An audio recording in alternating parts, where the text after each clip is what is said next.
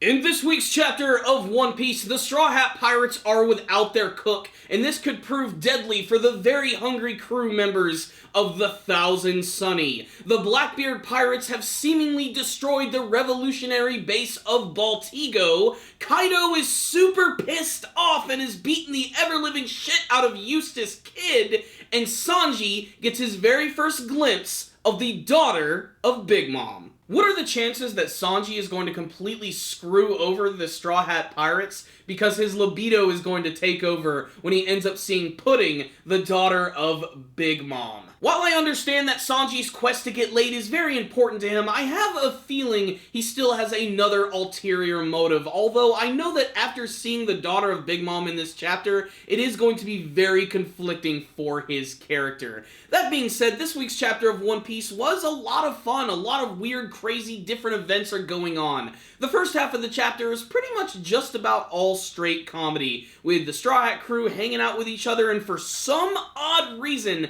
somebody let Luffy into the kitchen. There is no way this guy should be allowed to prepare food for people, and he basically ends up just ruining and wasting all of their supplies on the ship to make this dish that he refers to as curry, which is essentially just all of the ingredients he has just thrown into a giant bowl so that they can all eat. It's really disgusting. He manages to set the oven on fire, almost burning down their entire pirate ship, and not only that, but he actually learns that Dragon is his father in this week's chapter. This is something that's sort of been glanced over multiple times in the series. Maybe Luffy just wasn't paying all that much attention, and he doesn't even really seem all that shocked over the prospect that his father is the leader of the Revolutionary Army. In fact, he's more concerned with the things that are going on with Sabo. I also like the fact that he comments that Dragon looks absolutely nothing like him.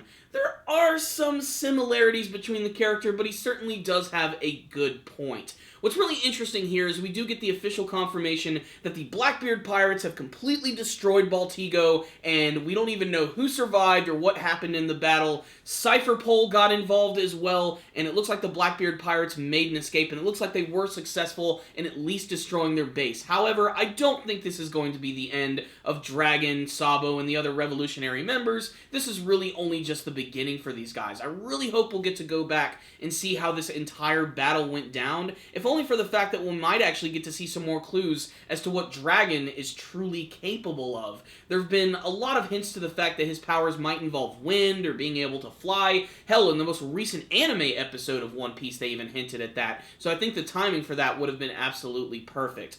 So Luffy has basically completely screwed over his crewmates by using up all of their food, so now they're going to be completely starving on the ocean. But before that story can wrap up, we immediately cut away to Kaido of the Beasts, who is going through a little bit of a bipolar drunk session at the moment. He starts out all sentimental, lamenting over the fact that they're no longer going to be able to use those fake devil fruits so that he can have an entire crew of pure devil fruit users, and then suddenly, he just gets really super pissed off. He pulls out this massive spiked club and ends up just smashing walls and destroying his crewmates left and right. This is also where we learn that he not only beat the crap out of Eustace Kid, but he actually has him in prison. Eustace in this chapter is the official mayor of Strugglesville. He is looking like crap. His face is covered in blood, he is completely knocked out, and I really cannot wait to see what happened to Basil Hawkins, as well as Scratchman Apu. I have a feeling they're basically going to be the slaves of Kaido. Basically, he's going to make them do whatever he wants to, and he can do it. He is a very big and very scary man. Speaking of scary men, apparently Jack the Drought, yes, the guy who can transform into the massive mammoth elephant, which was actually attacked by another elephant, is at the bottom of the ocean, and he's still alive. And he's a devil fruit user. That is pretty awesome. This dude's will is so strong that he is actually managing to hold his breath, keep his cool, not pass out, and he's still waiting for someone to come and save him. Will that happen anytime soon? We're just going to have to wait and see. The other big development from this chapter, of course, involves Sanji, as they are getting closer and closer to Big Mom and her crew, and I love the overall design of the Big Mom Islands and everything, like how everything is candy themed. I mean, that's obvious the thing we're going to be getting to now is we're going to be going to this big island, which is all, like, basically Candyland. I mean, it was inevitable. It was going to happen eventually in One Piece, and I'm glad that it's going to be happening with a character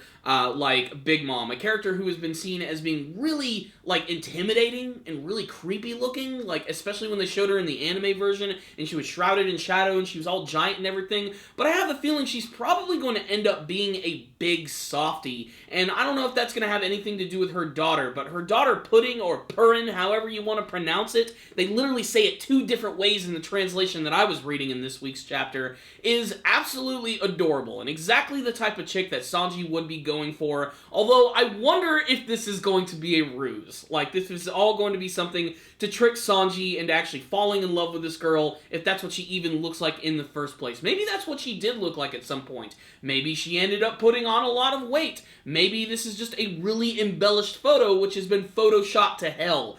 We're just going to have to wait and see, but Sanji doesn't really seem like he wants to get involved at all. That is until he sees that picture of her at the very end of this week's chapter. So what's the rundown on this week's chapter of One Piece? Aside from all of the crazy developments that were going on in this chapter, I think one of my favorite things this week was probably the opening color page, which was this huge spread of all of the Straw Hat Pirates hanging out with some koalas at a koala-themed theme park. And they're riding on this big koala roller coaster where all of the characters are doing a lot of really funny things. Chopper and Nami completely freaking out. Usopp, of course, being completely scared, but being paired up with Zoro, who is just getting shit-faced while he rides this thing. You have Nico Robin up front, drinking. Brook, of course, is freaked out. And Sanji, for some odd reason, is grilling kebabs while on a roller coaster. That seems incredibly dangerous, but then again, this is the One Piece world. They can do whatever they want. Why are they at a koala-themed amusement park? Who knows? One Piece just likes being weird as shit. I find it really strange that it took this long for Luffy to realize that Dragon is his father, and the fact that he doesn't really even seem to care about it all that much. I really cannot wait to see a little bit more about the history of these two characters and why he's just so indifferent to the fact that he has a father. I mean, he cares so much about Ace and Sabo and doesn't even give a crap about this guy who could end up being one of the most important characters from the entire series and is the head of an organization which is really giving it to the Marines. I mean, you'd think he'd be really impressed by his actions,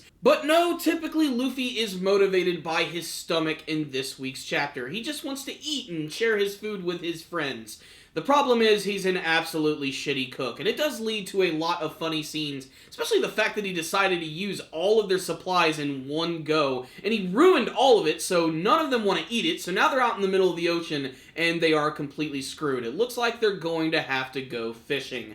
Other little big details about this one, of course, I think my favorite thing about this week's chapter was probably Kaido. The fact that they had that confirmation that Eustace Kid has been locked up. I imagine the other members of his alliance were probably also soundly defeated as well. I'm not sure what sort of plans he has for this character. I mean, he could have probably just killed him outright.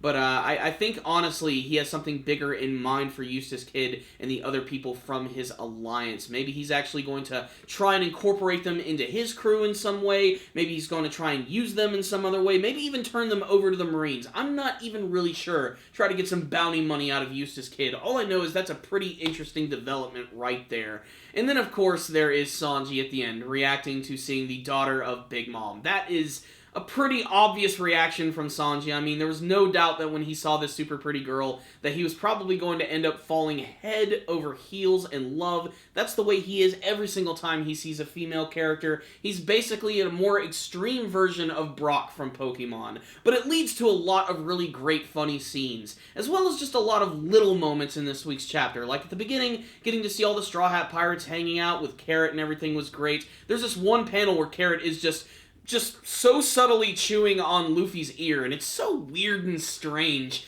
But then again, the One Piece series can definitely pull off strange and turn it into something really entertaining. So this was another really good chapter where there wasn't that much development, but there were some big details that were dropped, and it was just fun getting to hang out with all of the characters this week. So this was a definite fun read of One Piece that all One Piece fans should definitely check out. I really liked this one. It wasn't the chapter that I was specifically looking for, but I did get a lot of enjoyment out of it, and there were some cool surprises. So I'm going to give this one right here there a 4 out of 5. Check it out, One Piece fans. You might see something you like. But if any of you did read this week's chapter of One Piece, why don't you tell me what you thought about it in the comment section below. What do you think is the deal with Eustace Kid being captured by Kaido? What are his plans for Eustace Kid and his alliance? And what's the deal with Sanji? Do you really think he's going to end up falling in love with this girl? Do you really think that's what she actually looks like, or is this actually going to be some sort of weird joke that the author is going to try and trick us with? And what do you want to see from the rest of this next exciting arc of One Piece? Please tell me in the comment section below. You guys are awesome. Thank you for watching this review. I really appreciate it. If you would like to, please share this video review with all of your friends, and make sure to subscribe to the channel. That way you'll see all of our latest anime and manga reviews as they are released. You'll also be able to check out our weekly podcast show, The Powerful Nerdcast. It's pretty freaking awesome. You guys can also follow us on Facebook and on Twitter. You'll find links for all of that stuff in the description box below. So thank you guys again for watching, and as always, stay dandy, baby!